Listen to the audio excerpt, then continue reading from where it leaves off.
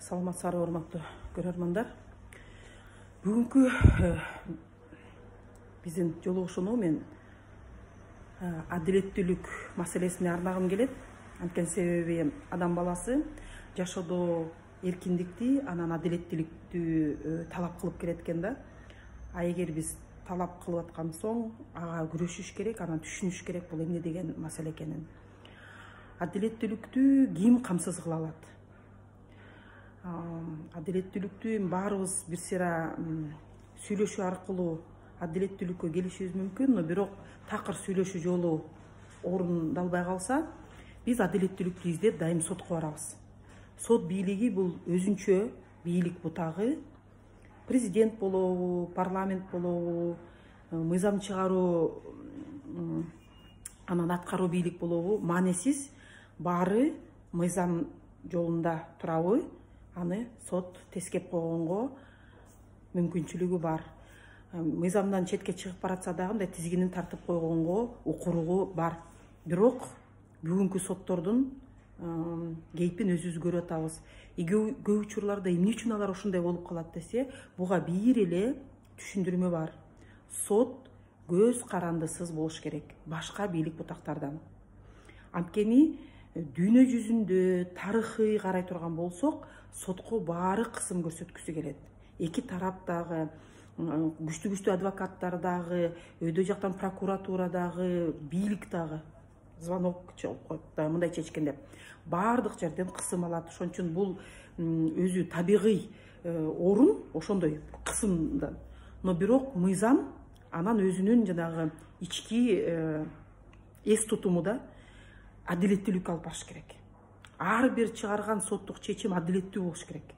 Анан ошол адилеттүүлүктү камсыз кылуу үчүн баягы соттук практика бирдиктүү болуш керек деш керек да. Мисалы үчүн жол кырсыгынан адам жашоосу менен коштошуп калса, ошо унааны айдап бараткан киши кандай жазага тартылды деп беренени соксок, чечимдер окшош примерно болуш керек да.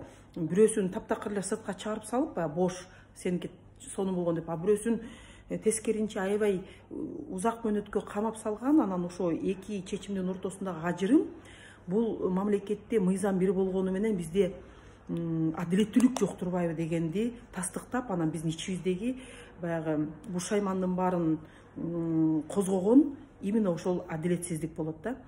Бүгүн жумушка келатсам, бир аял астыман чыгып кезигип калганыбыз жакшы болбодубу деп, өзүнүн канча бир жылдан бери болуп аткан соттук териштирүүсүн айтып берем деп, оозуна чайын десе эле көзүнөн жаш кетет, оозуна чайын десе эле көзүнөн жаш кетет. Анткени ар бир соттук инстанция 1,5 жыл, 2 жылга чейин каралып, эптеп чечим чыгып, экинчи инстанциядан чечим чыгып эметсе, кайра артка жиберип сал дейт. Эми кайра биринчи инстанцияда отурабыз дейт.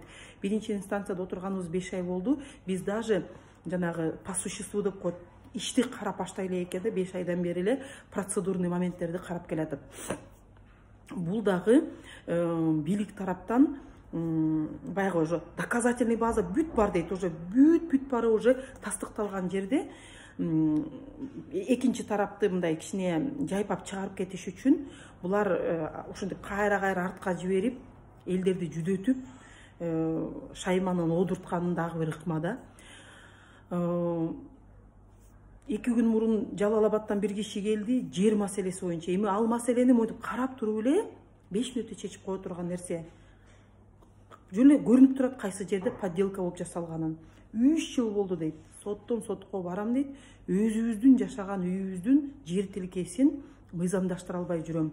Кошунасы мындай таянганы күчтүү болсо керек, өзүнө жарым участогун өзүнө чийдирип алган экен, эч кандай документсиз. Эми анычы көп убакытта кереги жок, акыл эсте кереги жок. Боягың таза болсо, аркасында мындай кызыкчылыгы жок болсо, чечип бере турганын эч кандай орчулугу жок, документи турат. Бирок Кыргызстанда ошондой болуп калыптыр, баары сатылат, баары жасалат деген нерседей болуп эле, фальсификация кылса дагы көздөрүн жумуп алып эле көрмөксөнгө салып, элдер айтып атса окмаксанга салып отурган бийликти көрүп атабыз. Көз карандысыз деген бул эмне? Бул сотту эч ким сениби деп тизгинин тарта албагандай болуш керек. Ошондо ал эркин болот. Ал мыйзам чегинде эле иштей алат. Бүгүнкү күндө сот бийлигинин үстүнөн дагы биздин улуттук коопсуздук кызматы турат.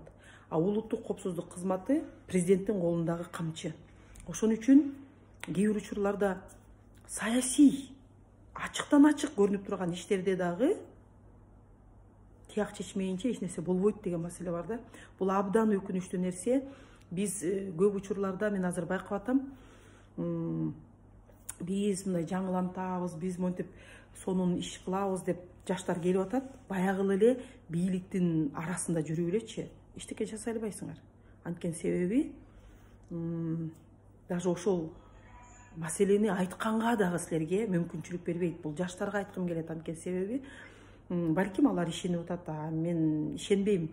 Ошончолук эле акыл тутуму төмөн болсо, ошо бүгүнкү күндө бийликте туруп, бүгүнкү күндө жасаганга мүмкүнчүлүгү бар болуп, эчтеке жасай албай аткан бийлик 4-октябрдан кийин кандай бир нерсеге ээ болуп, анан реформаларды ошондо жасайбыз. Биз эле бийликке келсек, мынакей реформа болот дегенге кантип ишениш керек? Бүгүн жаса, мына бүгүн бийликтин баары сенин колуңда деген нерсеге мен таң калып кетем да. Сот бийлиги бул биз соттун көз карандысыз маселесин бүгүн чечип, бүгүн жолго салбасак, эч кандай мына шайлоо маселесинде бир нерсе туура эмес болуп калса, биз сотко кайрылабыз. Өзүмдүн практикамда даже фальсификация момундай пачкалар менен ыргытып, ошолордун баары тастыкталган күнү дагы ошол жердеги жанагы шайлоо комиссиясынын чоңу жасаган нерсени бийлик чыгарып кеткен да. Эмнеге бийликке бул маанилүү? Анткени себеби эртең да кайра шайлоо болот, кайра эле ушундай ыплас ишке бара турган кишилер керек болот да. Ошон үчүн бүгүнкү күндө адилеттүүлүк орундалабы, биз кандай бир нерсеге жете алабызбы деген нерсеге сот бийлиги туура нукка түшмөйүнчө эч кандай адилеттүүлүк орундалбайт. Анан көп кишилер баягы башына кандай бир кырсык түшпөсө, койчу деп коюшат да. Бир эле жолу кандай бир маселеге илинип калып сотко бара турган болсо, биздин мамлекет ушундайга чейин жетип калды беле деп таң калып келгенде, мен ойлойм да, ошо башыбызга кырсык түшүп, ошо мамлекеттик органдардын адилетсиздигин көргөндөн кийин дагы бийликке ишенип, бийликтеги кишилер мейли ошол бийликке келсе, могу жаштар анан эртең оңдойт турбайбы деген адамдарды көрүп алып, мен мындай таң калам да. Бийлик оңдогусу келсе, азыр оңдомок. Колунда баары бар. Аткаруу бийлик да колунда, мыйзам чыгаруу, депутаттар да хоп деп колун көтөрүп берет, сот бийликтерди коркуп отурушат, президент бизди жумуштан кеттирип салбаса экен деп. Жаса, иште, бүгүн, азыр. Анткени себеби 2 айдан кийин эчтеке өзгөрбөйт. 2 айды эле бери жылдырып кой, иштеп башта, бүгүндөн баштап. Көп суроо беришет ар түрдүү саясатчылардын тарапташтары. Эмнеге ушундай, эмнеге мындай деп. Саясий иштерди масымактан барып голодовка объявлять этип жатып алсаң дагы, ал саясий чечим менен чечилет. Сотторго эчтеке айтпасаң деле телефонду качан чалышат болду экен деп күтүп отурушат. Алар өзлөрүнүн көлөкөсүнөн өзлөрү коркуп калганда. Анткени себеби ар бир ошондой сотко мындай болгон бир кичинекей зацепкасы бар да. Улуттук коопсуздук кызматы любой момент сен тияктан кылмыш жасаган турбайсың деп туруп камап коюнга мүмкүнчүлүгү бар. Ошон үчүн соттор эч качан өзүнүн биягы менен саясий куугунтукка алынып аткан кишилерди өздөрү мыйзамга таяп чечишпейт. Ошон үчүн бүгүнкү күндө баардык саясаттын баары бир кишиге келип таянган бул туура эмес. Эң өкүнүчтүүсү көп биздин жарандар ошо бир киши болсо, ал ошонун баарын чечсе деп, мына бүгүнкү күндө биз супер президенттик мамлекетте жашап атабыз. Баардык маселени президент чече турган, жыйынтыкты чыгаргыла. Биз башка жолду балким тандайбыз деген маселе да. Бир кишинин жакшы сөзү бар. Эгер сен күндө жасалып аткан ишиң окшош болсо, эмне үчүн жыйынтык жакшы болот дегенди күтөсүң депчи. Эгер жыйынтыкты жакшы болгонун күткүң келсе, бүгүнкү жасаган ишиң башкачараак болуш керек, өзгөрүшүң керек деген маселе да. Ошон үчүн баарыңарды ойлонуп, чын эле өзгөртүүгө алып келе турган күч кайсы болду экен? жаңы жүз деп койсо эле эскилердин жаңы жүздөрүнө алданбагыла. Дайым адилеттүүлүктү талап кылгыбыз келсе, аны бүгүнтөн баштап талап кылуу керек. Бүгүн азыр жашоо мындай бир шайлоодон бир шайлоого чейин бөлүнбөйт. Шайлоодон кийин эле мен оңолуп кетем деген бул утопия. Бүгүн азыр ар бирибиз укуктуулукту, адилеттүүлүктү талап кылсак, эртең биз жана биздин балдар ошондой мамлекетте жашайт.